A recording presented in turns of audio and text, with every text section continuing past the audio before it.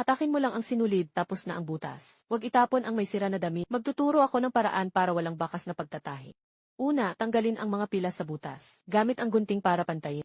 Gumamit ng chalk o erasable marker para markahan ang tahing arko sa butas. Gumamit ng matibay na sinulid na hindi agad mapupunit. Gamitin ang threader tool para madaling isuot. Simulan ang tahi mula ibaba pataas. Pagkalabas ng karayo, tahiin ang kaliwang linya, kanan naman sa guideline. Para sa mga punit at sira sa damit. Kumot una. Pati mga laruan pwede ito. Hindi kailangang baligtarin. Sa labas mismo tatahiin ng maayos. Siguraduhin tama ang detalye. Pantayin ang tahi sa magkabilang gilid. Hindi masyadong malaki ang pagitan. Mas malapit ang tahi. Mas maganda ang kalalabasan. Maraming nagrereklamong nahihirapan sa pananahi. Yung karayong parang nakadikit. Hirap itulak o hilahin. Bakit kaya madali lang sakit? Kahit walang femble,